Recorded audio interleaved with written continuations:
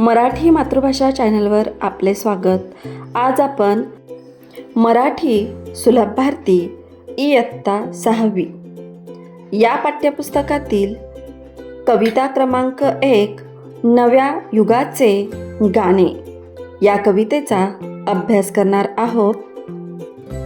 सर्वप्रथम आपण कवितेचे वाचन करून घेऊयात। मुलांनो, खूप सुंदर कविता आहे। ऐका, म्हणा, वाचा। तुम्ही ही कविता लक्षपूर्वक ऐकायची आहे। नव्या युगाचे नवीन गाणे, एक दिलाने गाऊ, मानवतेचा दीप अंतरी नित तेवत ठेवू। अज्ञानाचा तिमिर सारुनी तेजोमय हा सूर्य उगवला। विज्ञानाच्या नभोमंडळी आपण तारे होऊ। रंग आपुला वेगवेगळा, सूर आपुला एकसारखा, अनेकतेतून एकत्वाचे गाणे आपण गाऊ। हातामध्ये हात गुंफुनी देशहिताचे मंत्र जपोनी, हासत खेळत ध्येय मंदिरी पुढे पुढे जाऊ। भारत भूची पवित्र माती प्रिय आम्हाला स्वर्गाहूनही, या धरणीचे रक्षण करण्या प्राणपणाला लावू। या सुंदर कवितेच्या कवयित्री आहेत शुभदा दादरकर। आता आपण कवितेचा अर्थ समजून घेऊयात। नव्या युगाचे नवीन गाणे, एक दिलाने गाऊ, मानवतेचा दीप अंतरी नित तेवत ठेवू। या ठिकाणी कवयित्री म्हणत आहे की हे गाणे जे आहे ते नवीन युगाचे नवीन गाणे आहे आणि हे गाणे गात असताना कसं गायचं आहे तर एक दिलाने गायचं आहे। म्हणजेच एकजुटीने एकत्र हे नवीन युगाचे नवीन गाणे गायचे आहे। आणि हे गाणे गात असताना काय करायचं आहे? आपल्याला सर्वांनाच मानवतेचा दीप अंतरी तेवत ठेवायचा आहे। म्हणजेच प्रत्येकाच्या हृदयामध्ये माणुसकी असायला हवी, एकमेकांविषयी आदर असायला हवा। अंतरी म्हणजे आतमध्ये, नित म्हणजे सदैव, मानवतेचा दीप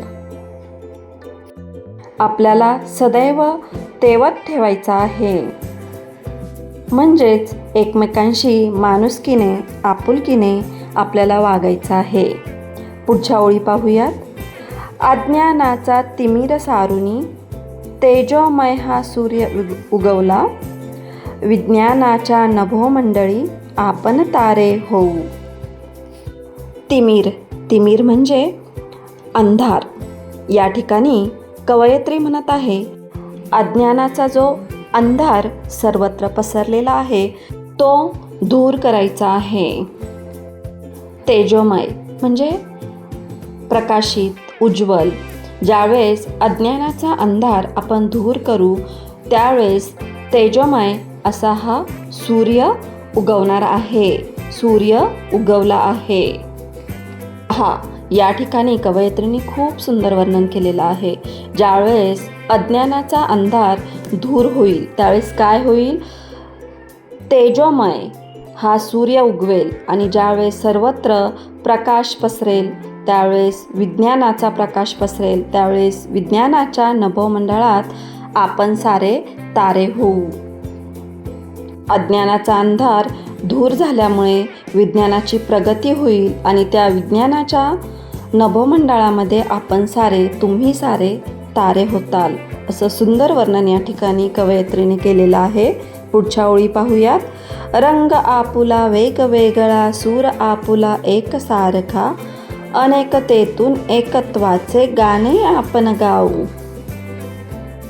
पहा, आपल्या सर्वांचा रंग वेगवेगळा आहे। आपल्या सर्वांची भाषा वेगवेगळी आहे, राहणीमान वेगवेगळं आहे, तरीसुद्धा सूर आपुला एकसारखा आहे। आपल्याला अशा वेगवेगळ्या अनेकतेतून एकत्वाचे गाणे गायचे आहे, असं या ठिकाणी कवयित्री म्हणत आहे. एकत्वाचे म्हणजे एकजुटीचे. जरी आपण वेगवेगळे असू, आपला रंग वेगवेगळा असू, असे अनेक प्रकारचे आपण असू, तरीसुद्धा आपल्याला एकत्वाचे गाणे गायचे आहे, एकजुटीचे गाणे आपल्याला गायचे आहे. म्हणजेच एकजुटीने आपल्याला राहायचे आहे. पुढच्या ओळी पाहूयात. हातामध्ये हात गुंफणी, देशहिताचे मंत्र जपोनी, हासत खेळत ध्येय मंदिरी, पुढे पुढे जाऊ. हातामध्ये हात गुंफणी म्हणजे आपल्याला देशामध्ये अखंडता ठेवायची आहे, एकत्र एकजुटीने राहायचे आहे. आणि काय करायचं आहे? देशहिताचे मंत्र जपायचे आहे. म्हणजे जे देशहितासाठी योग्य आहे ते आपल्याला एकजूट होऊन करायचं आहे. हसत खेळत ध्येय मंदिरी, पुढे पुढे जाऊ. म्हणजे देशहितासाठी जे जे आवश्यक आहे ते आपल्याला करायचं आहे. आणि हसत खेळत आपलं ध्येय निश्चित करत पुढे पुढे जायचं आहे. म्हणजे आपल्याला आपल्या देशाची प्रगती करायची आहे. देशासाठी जे योग्य आहे तेच आपल्याला करायचं आहे. देशहिताच्या गोष्टी आपल्याला करायच्या आहेत. आणि हेच आपले ध्येय डोळ्यासमोर ठेवून आपल्याला आपल्या देशाची प्रगती करायची आहे, असं या ठिकाणी कवयित्री म्हणत आहेत. पुढच्या ओळी पाहूयात. भारत भूची पवित्र माती, प्रिय आम्हाला स्वर्गाहूनही, या धरणीचे रक्षण करण्या प्राणपणाला लावू. पहा, या ठिकाणी कवयित्री म्हणत आहे की भारत भूची माती कशी आहे? पवित्र आहे. भारत भूची म्हणजे भारत देशाची माती पवित्र आहे. प्रिय आम्हाला स्वर्गाहूनही, आणि ही माती आम्हाला स्वर्गाहूनही प्रिय आहे. म्हणजे आमचा भारत देश आम्हाला स्वर्गाहूनही प्रिय आहे. या धरणीचे रक्षण करण्या प्राणपणाला लावू. आणि अशा स्वर्गाहूनही सुंदर धरतीचे रक्षण करण्यासाठी आम्ही प्राणपणाला लावू. आमच्या देशाच्या रक्षणासाठी आम्ही आमचे प्राणसुद्धा पणाला लावू, असं या ठिकाणी कवयित्री म्हणत आहेत. मुलांनो, देशभक्तीपर खूप सुंदर अशी ही कविता आहे. ती तुम्ही नक्की वाचा, या कवितेचा अभ्यास करा. तुम्हाला ही कविता नक्कीच समजली असेल.